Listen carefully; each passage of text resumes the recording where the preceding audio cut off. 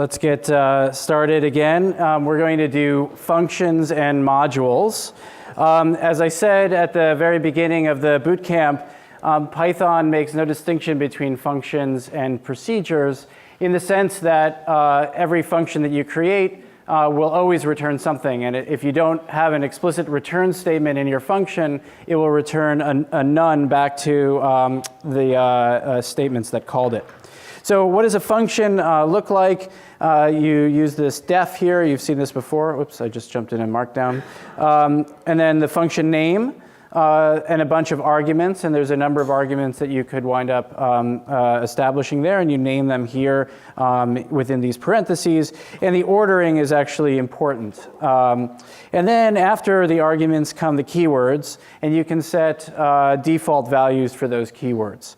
And so those can be in any order that they want, and they're considered optional when you wind up calling the this function. So you can name any function you want as long as it contains numbers, letters, and underscores only. It doesn't start with a number, and it's not the same as a built-in function like print.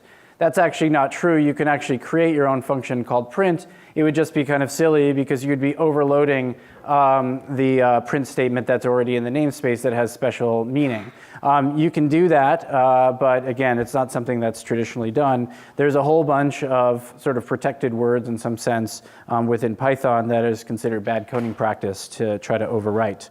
All right, so let's build a couple of functions and then we'll use them. Let me make this a little bit bigger. Is that okay for everybody size-wise? Great. So we've got our def. We're creating a new function called addNums, and it's going to take two arguments, x and y, and it's going to return the values of x and y, the summation of them. We get back 5 as we expect. Now x and y, you see that we don't care what type they are, so they could be an octal representation of a number and a float representation of a number. And we get back what I think we expect, that's 31. We could add some numbers together like a and b. That's probably not what we wanted if we called our function addNums. We wanted these things to actually be numbers. But because strings, or characters, which are one-element strings, actually know what this plus operator does, we get back something that's actually sensible the way that Python thinks it's sensible. So this is one of the negative and nasty pieces of the lack of strong typing, is that I don't have the ability to explicitly say x has to be an int. Python won't enforce that for me. So what if I do cat and some other number? That will fail because now x plus y, one is a string and one is an int, they don't know how to concatenate relative to each other. Okay, so unlike in C and other types of languages, we can't declare what type of variables are required by the function because Python is and will always be dynamically typed. Okay, so that's something you're going to have to wind up getting used to. Now what you could do is you could ask the question as a sort of truth statement here, if x is essentially a number and y is also a number, then do what we wanted to do, return. And if one of those is not true or both are not true, then say I can't add these types and then return back none. So let's try that. I get back 5. If I try this, you see I get back something that's potentially sensible. Actually, it just printed this out. It actually returned back a none.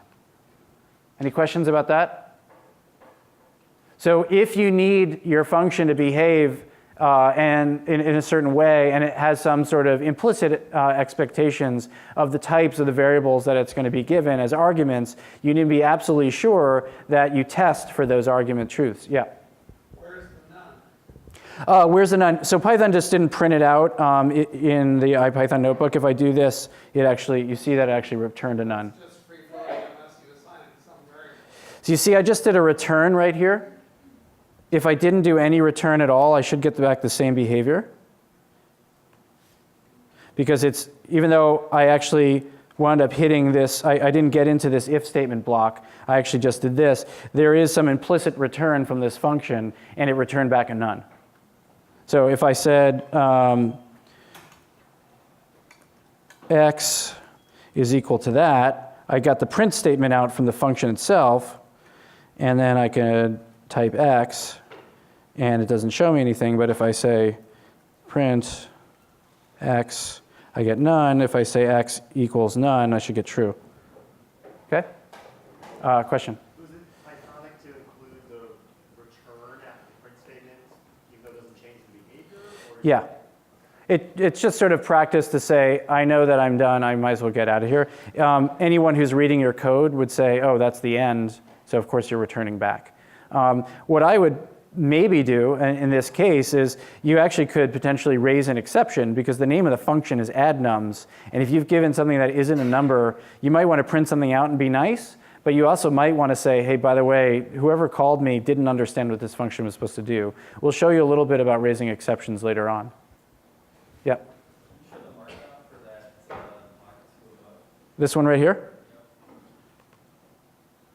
So I created a div, and within Jupyter Notebooks, the whole Bootstrap CSS is already loaded. So anything that Bootstrap can do in principle, you can do within the notebooks.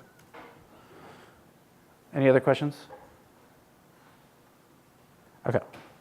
All right, so I lied to you a little bit. Python 3 actually does allow you to say something, not strongly, but allows you to say something about what your expectations are of the different arguments. And these are called function annotations. And they're not broadly used yet, and they're certainly not something that people have started broadly enforcing because the Python language itself doesn't enforce these annotations. But here, you add a colon after the argument, and you say, I want this thing to be a name, sorry. I want this to be a name, that's a string, and I want to say how many, and that's going to be an int, and I'm expecting the return to be of type string. So here, we could say return hello, and then multiply the name by how many, and then if you say return hello, friend, comma 2, you get back what you expect here.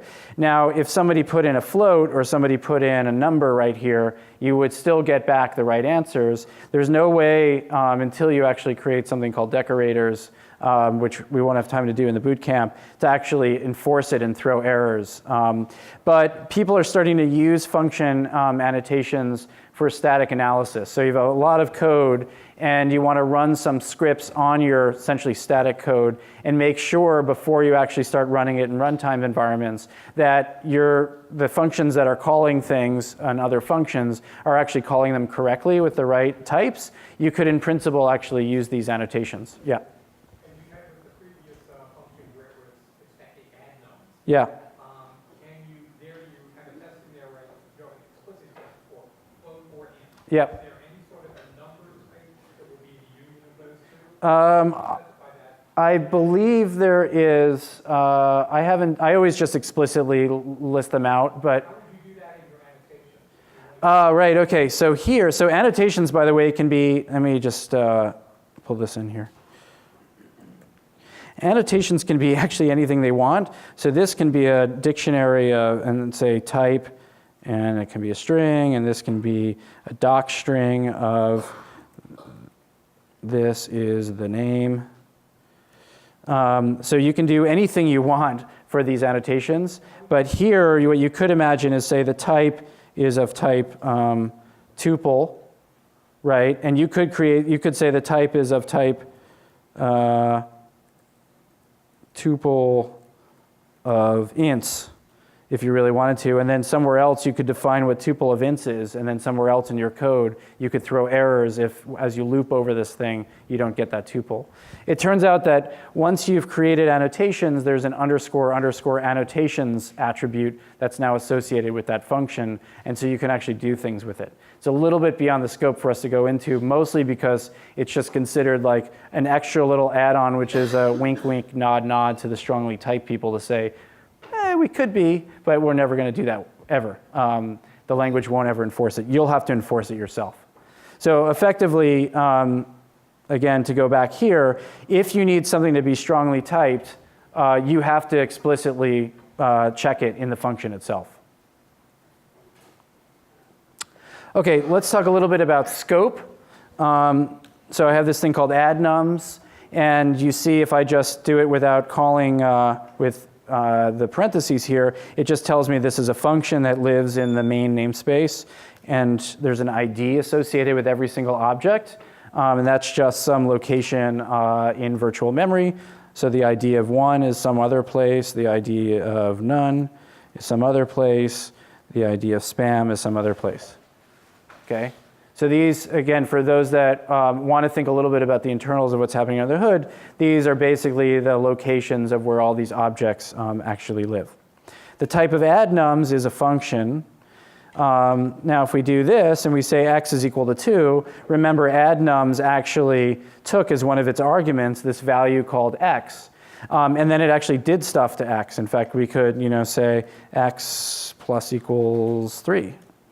And down here, we wind up noticing that x is still the same x that I had here before. So even though you wind up having the same name of the variable, the scope at which that variable winds up living and is created and executed winds up mattering. There is a essentially local version of what x is here. And there is another local version of what x is in the notebook outside of this function. So if I did print ID of x, why did not print the ID of x? What's that? I called add nums. I don't know why it didn't print it out for me. What's that?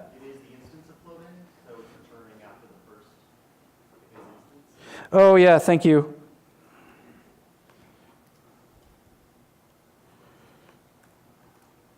OK, so there's the ID.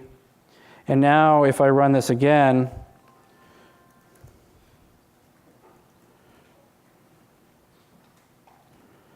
you see that they're two different places, right? So they're two different x's. One lives in one namespace, one lives in the other namespace. X has its own, Python has its own local variables list. X is not modified globally unless you make it an explicit global variable. Global variables are considered bad practice within Python. Very rarely do you actually need to use them. So let's actually use it just so you see it for one time. We'll create a new function called numop. X comma y, it's going to multiply x by 3.14 and return the summation of that number plus y. So we get what we expect there. We print x. You see that it didn't change my namespace. But now I can create a global variable, which we'll call a. And the way you define that is you declare the variable is going to be global, and then you wind up using it. And so somewhere inside of this function, we're basically saying, take this thing called a, and even though it was defined and used and created and manipulated within this one function, consider it part of the whole global namespace that's available to all the functions, including the main function. So a is equal to 1, so we're going to set a equals to 1, and then we're going to say numop 1. And then it's printing the value of a, and then you see that it added 1 to the value of 1 here. And now you notice that I'm not going to touch a, and it's going to wind up incrementing a. So this function, in some sense, remembers that value of a. Again, it's not considered good practice to use global variables. There is sort of a global variable-like context within objects, and that is considered good practice to use those sorts of things if you need them. Anyway. I should be clear that you don't have to return just a number or a none. You can return anything you want. So you can return a dictionary. You can return another function. You can return basically anything that Python knows as an object. OK, so those are arguments.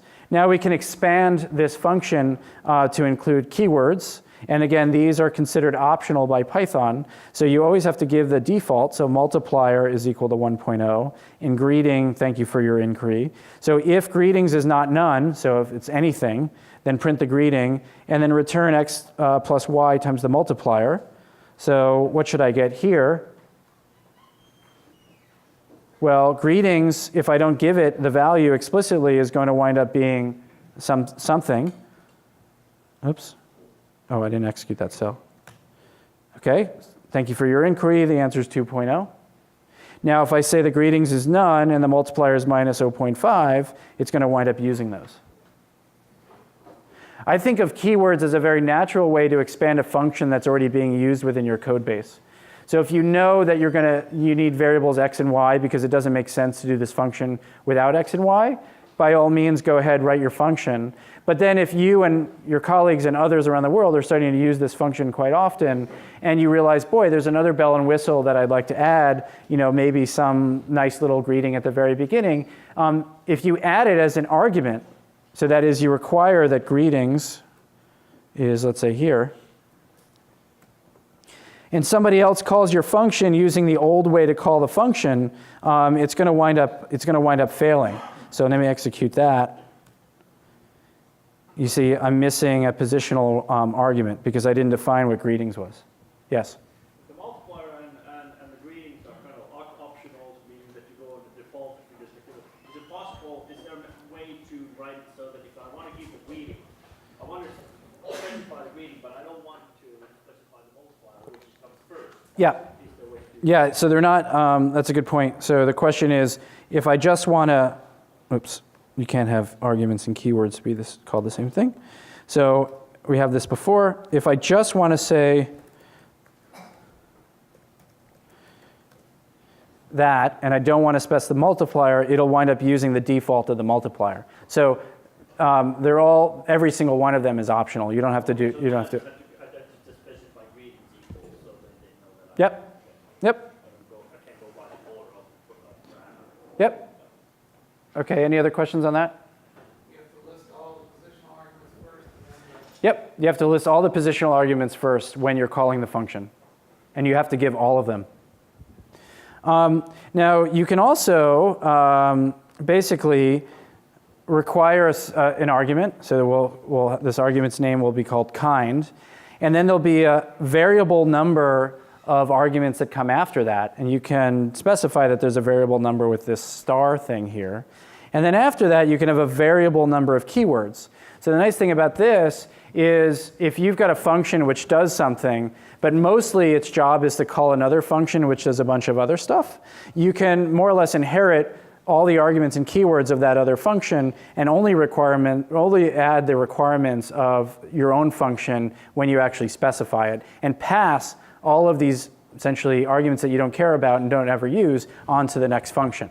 So that's very, very useful. The other nice thing is it can actually let you, build up some very powerful functions without knowing exactly how many inputs you're going to wind up getting.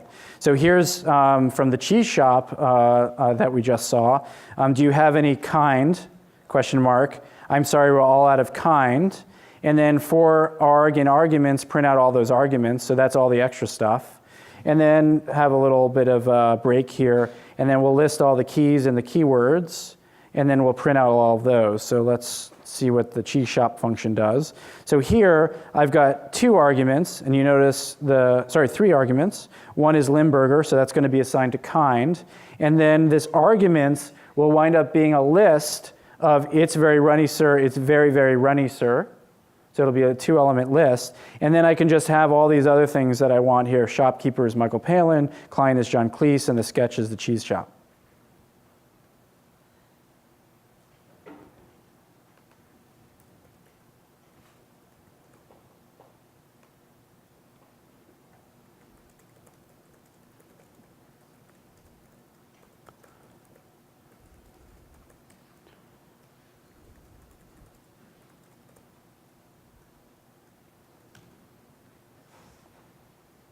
Okay?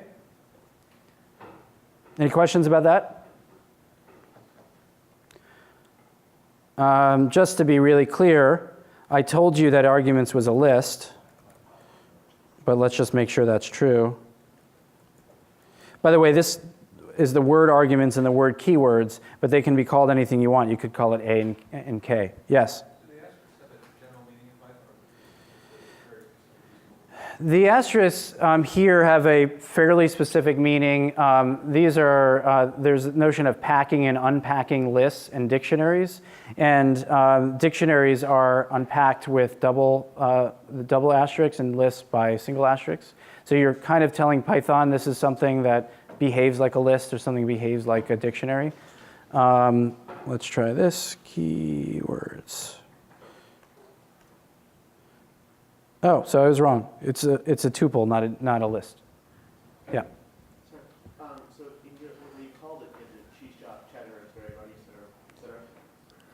It looks like that's 6 or 7 inputs. How does it know that it's very runny, sir? We don't get it. Really, we don't. I'll go with argument and the other 3 go with keywords. So it knows what the answer is. I'm sorry, I don't know how to spell cheddar. So because the first one is, the way I've defined this function is to be kind. And so this cheddar will get associated with kind. And then everything else, which is going to wind up being an argument, which means doesn't look like something equals something, those are going to wind up being arguments, right? This could be, the number 1 here. And that only works because of the asterisk. It only works because of the asterisk. It's sort of gobbling up all the things that were in kind. Now, if I said here, first sentence, then first sentence is going to wind up getting associated with the number 1, and then there'll be 2 more of these variable numbers of arguments in the tuple. Yep. So keywords in the dictionary means that you cannot put 2 entries for shopkeeper, right? Right. That's an interesting question. So let's see what happens if we put the word shopkeeper here.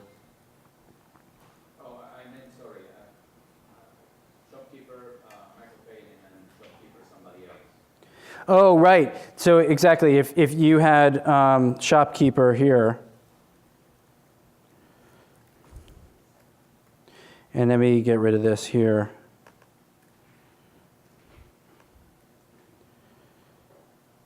It says no. I don't know what to do because I've got a conflict of keys. Any other questions? Okay. So let's now talk about documentation. It's obviously just the right thing to do. And Python makes it really dead simple for you to do it. So you're running out of excuses. The easiest way to do documentation is to just have the function as you had before, and then add a triple quote right after it. And the triple quote can be this very long string that just says all the things that this does. So numOp1 does simple operation on 2 numbers. We expect x and y are numbers and returns x plus y times the multiplier. That multiplier is also a number. Float is preferred and is optional, blah, blah, blah, right? These are the things that you're telling pretty much your future self about. Obviously, you want to be nice to your colleagues who are going to be looking at the code, but more or less, you're just reminding yourself what this function actually does. So if you do that, and you notice I didn't set this string equal to anything. The first string in any object, a function, a script, etc., that is unassigned to a variable is what's called a docstring for that object. So if I now say help numOp1, I get a beautiful little help function. Same thing should work, by the way, if I say numOp1 question mark. Okay? And all that's doing is Python's keeping track of that function. Let me just remove that from the namespace. We're going to now create a file called numOp1.py, which is going to do exactly the same thing as we've been building up with our function. So I've got a new file called numOp1. By the way, if you want to see what that file is, you can just say cat numOp1.py, enter, and you can see it. Now you can run something on the command line, and remember you saw from the last lecture that this # gives you access back to your shell. We have something called pydoc, which I believe is included in the conda distribution. Pydoc -w means write out a file. What it does is it takes all of the Python files, the .py files that are in your directory and everything recursively in all the other directories below that, and it creates basically a whole set of documentation for you as HTML. And now I can display that in line. And so this is just an HTML page that got created for me. So the nice thing is somebody says, well, you've got some great code there. It seems like it's working. Show me the documentation. In principle, if you're doing a good job keeping track of your doc strings, you could just type pydoc and then send them the whole tarball. You can also export this as PDF, et cetera. And there are many other ways of doing documentation within Python. This is sort of the simplest, most straightforward one. Any questions about that? Okay. All right, so now let's talk about modules. Modules are organized units that are typically written as files that contain functions, statements, and other definitions. Any file ending in a .py is treated as a module. So numop1.py names and defines a function inside of it, which happens to be called numop1, but it could be called something else. Modules own their own namespaces, and so whenever you want to do something inside of that module that could potentially conflict with a namespace in somebody else's module, that's going to wind up being okay, because the way that you address that function is by the name of the module dot the function. So if you have like sign, S-I-N, you might wind up conflicting with the math.sign, but if you have your own notion of what SIN is, then you could potentially wind up using that and then not get in the way of the math.sign. Okay? So we'll see some examples of that now. So here's numfun1. I think it's effectively the same as what we had before. We're now going to import numfun1, and you've seen this import statement before, but before we were importing these built-in modules, or ones that happen to be in the path that Python was looking for, modules. Now you're just built your own module. Okay, so import numfun1, and now numfun1.numop1, because that's the thing I defined in here, that function, should wind up giving me something sensible. Yes? What exactly happens when you install like the built-in modules like NumPy? So NumPy is not a built-in module. NumPy is a third party. A built-in module might be something like decimal or fractions or IO or sys or OS. Those are things that come sort of batteries included, and those just live in the path that Python already knows about. If you install NumPy, you would do pip install numpy on the command line or conda install numpy. That would know where to find it on the web from a trusted source, download it, basically unpack it, do any compilation it needs to, and then it would make it available to your current version of Python, provided all the environment variables have been set up correctly. And conda is pretty good about making sure that those show up in the pkgs subdirectory under your Anaconda distribution. So there is some compiling usually, like you don't want to just copy all the Py files from NumPy? That's right. So that's a good question about compiling and bringing in third-party sources. The best way to do it, because most of you have installed the conda distribution, is just conda install something. The second best way to do it is pip install something, and they go off to different repositories on the web. Both of those are pretty battle tested and will do what it needs to do to get it working on your machine, given your architecture. Some of them won't actually work. Like if you don't have a GCC compiler and some of this stuff is doing lots of compilation that's tuned to your architecture, the installation process itself will fail. When you create a new package and you want to put it on the web, there's a bunch of things that you need to put around just the py files, which are the meat of what you've built. One is called setup.py, which is got a special way of basically saying, these are the .py files, here's where they are, and I have these dependencies on these other packages, and by the way, you need to do this compilation with this Fortran compiler and get all that stuff working. So there is some orchestration of getting these third-party things going, but for the most part, most people will just be able to do conda install. Yes? So here, when we import this numfun, Yeah.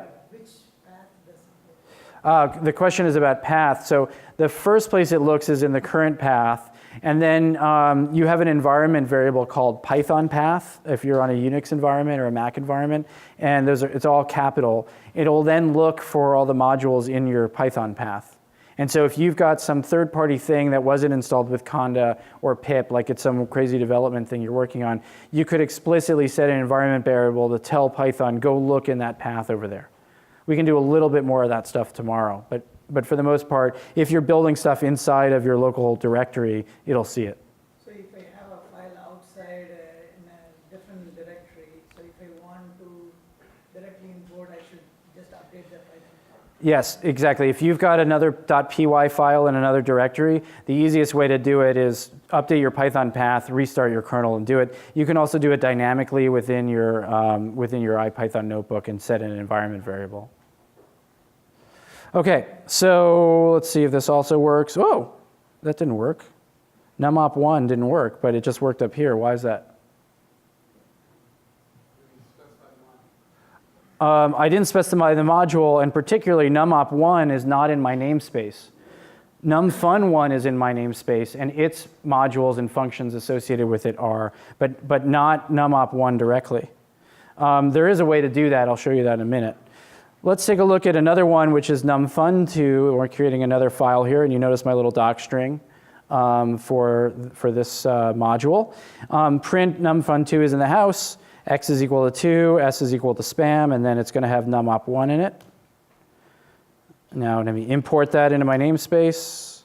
Import numfun2. What happened is this whole thing basically got run like a Python script, and all of this stuff, which is inside of a function, the Python interpreter saw it and said, oh, I better print something out. I'm going to set equal to 2 and S equal to spam, and this thing just becomes a function that I now know about.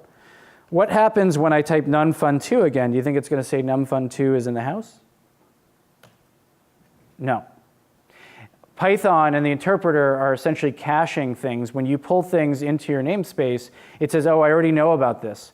And nothing's changed, so why would I want to pull it back in again and do all the work to figure out what these functions are and set up all the variables? Okay? We'll show you how that's not exactly true, but for the most part, if you import something, to re-import it, you actually have to do a little bit more work than just trying to say import. Yeah? How does it know that nothing has changed? So that's why I was saying it's not exactly right. You can force IPython to basically look at everything that potentially changes, and when it does change, it could, when you do a new import, it would actually re-import it, because it's looking at essentially file histories and the time when they were changed. It's also doing what's called byte compiling. So it's adding a .pyc file in your __py cache. If you look in your directory, you'll see an __py cache __ directory. And in there will be a whole bunch of .pyc files. These are sort of pre-byte compiled, just-in-time versions of your .py file. If the times of the .py file and the .pyc file are identical, it'll say, oh, nothing's changed. If you touch the file, I believe it would wind up noticing that it's actually wind up changing. Okay, so now we're going to look at these attributes that are part of the namespace, numfun2 x and s. S is equal to eggs, s, and numfun s. Let's see what happens there. So what do we have here? Well, where was s actually defined? S was defined in my current namespace, so that's this value here, but numfun2 has its own version of the variable called s. Now, if numfun2, if I set numfun2.s equal to s, and I print these two things out again, what am I going to get? Eggs, eggs. So even though this lives in a file and I imported this module into my namespace, and there are attributes, in this case x and s, that are associated with that module, I can overload the values of those modules as much as I want to, because again, they're not private or protected from me. I can get into that namespace and I can change it. Let me delete numfun2 out of the namespace. By the way, we saw this before. Matthias showed you, there's this ability to show you what the list of variables that are in the namespace, in your scope. There's also all the globals. There's a whole lot of those things, because a lot of those are associated with IPython. And then there's the locals. Again, a whole bunch of stuff in there. And I forget, what was the magic again, Matthias? To see just the ones that are not who? There we go. So these are the ones that aren't associated with IPython. Okay, so now instead of importing the module, maybe we just want to import specific functions within those modules or specific attributes. Yep. Is it local per process or per shell or per user? Those are local in the scope that I'm running within that given kernel. So if you did the Jupyter Qt console thing that you saw in the previous lecture, that terminal would wind up having access to the identical things that I have inside of the IPython notebook. Multiple scripts that Yep. Good question. So if you wind up if you have a bunch of, let's say, Python executables that are running the same Python script, will they wind up clashing with each other? The answer is no. That kernel, that Python interpreter, will have its own version of the world, and the other ones will have their own version of the world. They could wind up clashing with each other if they're both trying to write out files that have identical names, right? And they're going to hit that file at slightly different times. So things like that you'd want to be careful of. But in terms of namespace protection, you're completely fine. They're not sharing it across the whole machine. If you really needed to, there are ways to do it, but so you could share information across processes, but we're not going to get to that here. Okay, so the other thing you can do is from module import the name of the function that you really care about, or the variable that you care about, or a bunch of things that you wind up caring about. So from numfun2, import x and numop1. So is x equal to 2? True. Numop1, that works. What is s? Oh, I said s before. Let me del s. Oh, I wanted to say numfun2.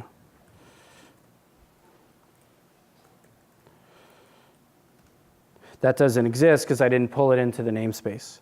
Numfun2.x, that fails. Why is that? Because I didn't pull numfun into the namespace. I only pulled the value of x into the namespace from numfun. So numfun2 doesn't make any sense at all. If I say import numfun2 and then ask what its x value is, that winds up working. Let me pause there for a second, make sure people get that. Any questions? Okay. All right, so the cool fun thing is you can wind up renaming functions or variables within your own namespace, because maybe I don't like that the person who created this function called this thing s, that should just be called my fave foods, and numop1, I don't like that name, I'm going to call wicked awesome adder. So now that winds up working, that winds up working. And that's just exactly, that's just local. I haven't gone in and touched anything within the file. If somebody else imported that file, they wouldn't see these things. This is just saying within my local namespace, I've just created these two new things that happen to be pointing to the same location in memory, effectively of a data attribute and a function. You can kitchen sink the whole thing and say, boy, you know what, I'm tired of having to explicitly import all these different functions, like in the math module, when you say import math, there's, I think, a couple hundred different functions and modules associated with that. If I don't want to do that, I can just say, from the thing I care about, import star, and that gives me now access to all of those things, because now numop1 is in my namespace. It is considered very bad coding practice to do that. It's actually not a bad thing if you need to get up and running really quickly in an interpreter and try something out. Oftentimes I'll say from math import star, and then I've got the sine function and cosine function and all the other good stuff that I'd ever want from math, rather than have to say from math import cosine, sine, and whatever else. Make sense? Now why is that? Because if you already had something called numop1 in your namespace, when you say from numfun2 import star, you're basically potentially overloading a whole bunch of variable names with the thing that comes from this function that you potentially didn't yourself write.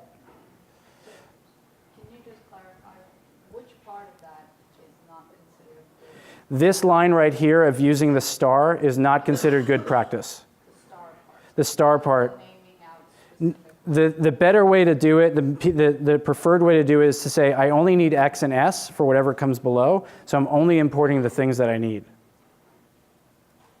This is perfectly fine as well, but you won't have direct access to the functions and the attributes there. Okay, yes? This won't search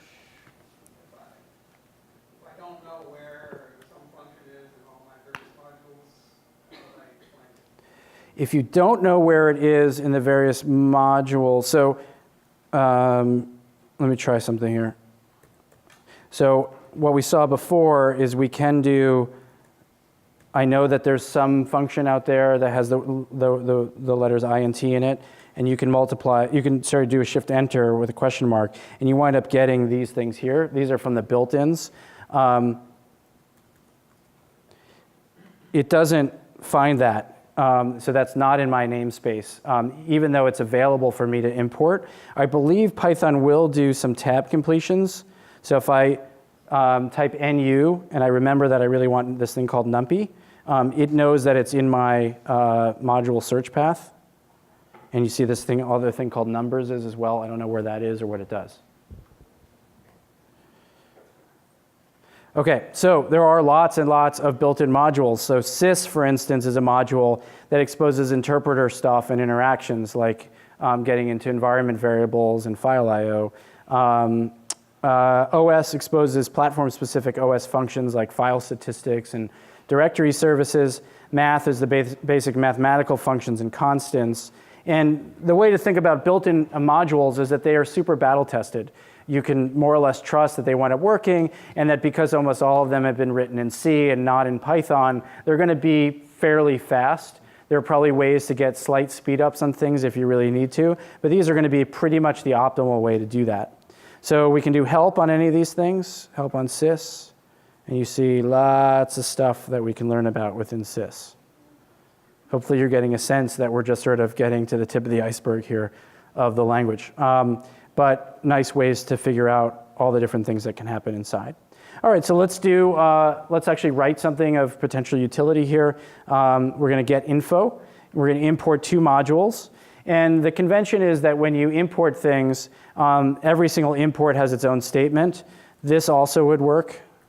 But the convention is that you just have every individual module has its own import statement.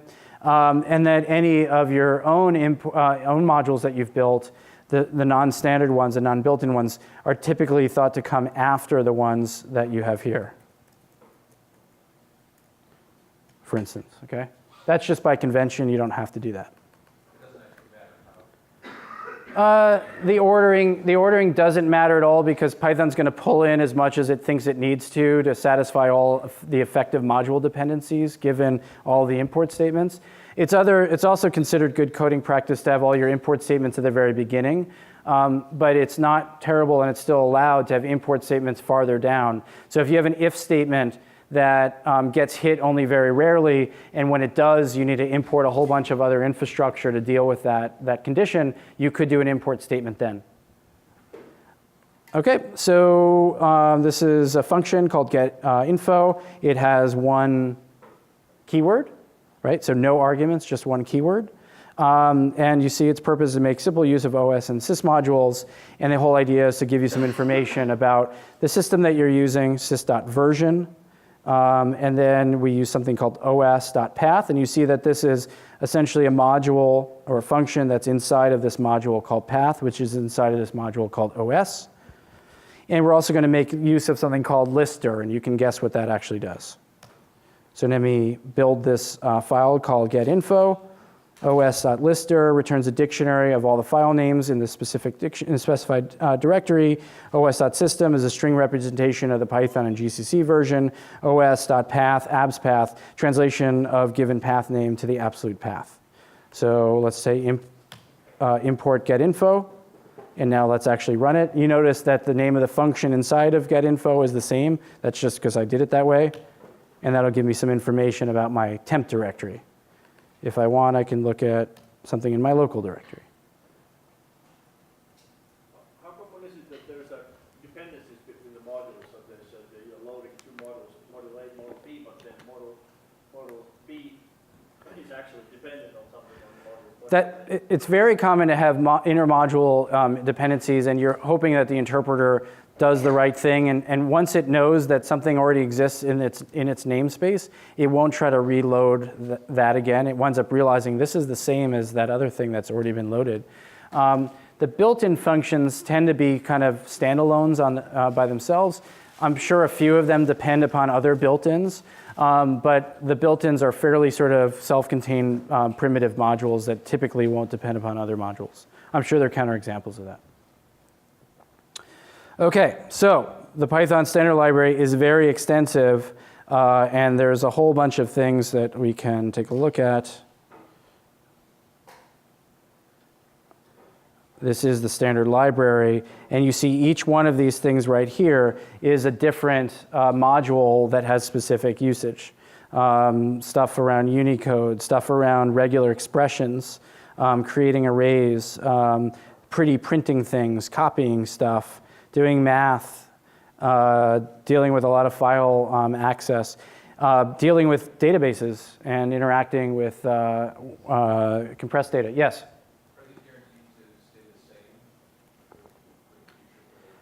So the question is, are they guaranteed to stay the same? They're certainly guaranteed to be to work and not break things within the 3.5.x series. The only things that'll pretty much change within the 3.5.x series will be bug fixes and potentially a couple little things that are really obscure on the sides. With 3.6, there is a potential that you'll wind up breaking something that's in the built-in, but that's not going to be intentional. The goal is to make sure that everything that works winds up working. Now, stuff gets added. The names will wind up being the same, but when we went from Python 2 to Python 3, for instance, we lost the module called string IO, which was a very, very useful thing that we'll wind up seeing, I think, tomorrow, and instead it got renamed IO. And so all of the scripts that convert 2 to 3 know that here's some of those changes that got broken, and it'll wind up basically modifying the scripts in place. But again, we shouldn't wind up breaking things, and so you can consider these things to be fairly battle-tested and unchanged. But again, it's a live language, and there may be mistakes that are introduced. Okay, so a lot of different things that you can wind up working with, and chances are if you're working with a certain kind of file, or you need to do a certain kind of logging, or you need to do parallel processing, there's probably something that's already been done in the standard library, and if not, almost certainly something's been done in the outside universe. So here is a little nice little cartoon I'll let you read from XKCD.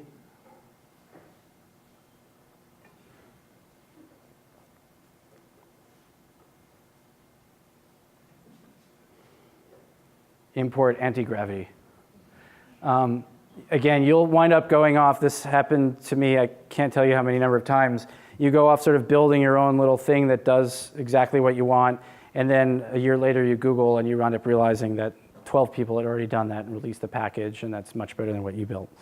So before you go off half-cocked and start building something, just look around and look to make sure, A, it's not in the built-in modules, but B, it's not in something that other people wind up making good use of. All right, so we've been using scripts within the Python interpreter. In this case, we're using the Jupyter Notebook for our interpreter. What about if we actually want to build scripts that we can run from the command line? So these are now effectively executable scripts. Let's create something, and you basically add this dollar or pound, and then an exclamation point, and then you wind up having and calling this thing /env, which is just looking for where Python is in your environment, and you create that script. And what you notice here is that I can have all my existing module stuff that I want to building up interactively within, let's say, IPython. And then if I add this little if statement at the bottom, and this is by convention, if __name equals =__ main as a string, this will get executed when the script is actually run from the command line, rather than being imported by some other module. And this thing called name is a special variable that's part of the namespace at all times, and it happens to take on this very special string value when it's actually imported from the command line. So again, back to our IPython magic, without having to me jump back into the terminal, I can change the permissions on this script, and then I can run the script, and I see I was called from the command line. Pretty cool. So now we can take our get info, and we'll make it a little bit more interesting. We'll have, again, a keyword for path, and now we're going to add this other keyword for show version. And if we ask to show the version, we'll show what the Python version is, and then we'll wind up listing out all the variables. And then here, we're going to wind up having our if statement around main. So again, for those that have built C functions and things like it, you'll have a definition of a main. And whenever you wind up doing a compilation, you try to run an executable that was built in C, it'll look for main. It'll look for that function, it'll execute that main. This is kind of our way of doing that within Python. So the nice thing is you can develop all this stuff without needing to think about how would you run it from the command line. And then you can wind up actually building up what happens if I want to now run it from the command line. So here what's going to happen if sys.argv, this is the argument vector of whatever I gave on the command line. If the length of that is 1, I'm going to wind up showing, so that is I don't give it anything after the name of the program that I'm running, then I'm going to wind up just getting the information of the current directory, and I'm going to show the version. If it is not, then we're going to wind up looping over all of the different values on the command line. And if it happens to be a directory, so this is a truth statement, if this thing that's there is a directory, then we're going to show information about that directory. Otherwise, we're going to say that directory doesn't exist. So let's try that. And we'll try to run it. And because I didn't give it any arguments, it wound up giving me the version, and it wound up showing me what was in my current directory. Now, if I do give it arguments, I'm going to have the argument, which is the dot, which is my current directory in Unix parlance, my spam directory and /temp. This one doesn't exist, but the other two do. So it showed me what's in here. And then it says, hey, my spam directory doesn't exist. And then you go in here, and it shows me my /temp. Any questions about that? How do you know when it's done overriding the mod.py file? How do you know when it's done overwriting it? It'll say overwriting modfun.py. That's the output of the IPython magic when you execute the cell. Okay, so I said that if you want to now re-import something into your namespace, because let's say you made a change to a file, you have to explicitly do that, and you have to use something called the import lib. So import lib, and then import lib.reload, the module name. So let's see how this actually works. So I'm going to write a file called josh1.py, and it's going to do two things. It's going to import josh2, and it's going to set x equal to 1. And then josh2 is a really simple file, and that's just going to set y equals 2. Okay? So if I import josh1, josh1 imports josh2, right? And so josh1.josh2.y should be what? 2. Now let's edit josh2, and we'll make y not equal to 2. We'll make it true. Now I'll import josh1, print that out again, and you see I get 2. That's because Python thinks that nothing changed, and it hasn't been forced to reload it. Again, you can tell IPython to do it, but the Python interpreter itself doesn't know that you really do want to re-import it. But now I can actually do a reload, and I can force the reload of josh1.josh2, and I get true. Okay, so just be mindful of that as you're coding and as you're making changes to files and you're running it in a separate place. Sometimes you'll forget to do a reload, and you'll wonder why I've just made all these changes and it's not showing up as I expect. It's typically because you haven't done the reload. Any questions? OK. All right, so now we're going to do another breakout session where you're going to be exploring some modules. So create and edit a new file called age.py, and you can do this from your text editor, or you can do this with the $% write file and then age.py within a given Python cell if you'd like. Within age.py, import the datetime module. Use datetime.datetime to create a variable representing when you were born. Use datetime.datetime.now to create a variable representing right now. And subtract the two to form a new variable, which will be of type datetime time delta, and print out that variable. So we're going to ask a couple questions. How many days have you been alive, and for how many hours? And what will be the date in 1,000 days from now? Okay? So help is your friend. Google is your friend. Stack Overflow is your friend. IPython is your friend. You have a lot of friends that you didn't know you had. They're weird friends. But if you type import datetime and then datetime dot and then tab completion, you'll start learning about what the datetime module actually does. Datetime is built into Python. It's one of the built-in modules, and it gives you a lot of great things for manipulating dates. The last thing you'll do is create and edit a new file called age1.py, which works effectively the same way on the command line. When run from the command line with one argument, age1.py should print out the date in days from now. If run with 3 arguments, print the time in days since then. Any questions about the breakout? All right, go for it.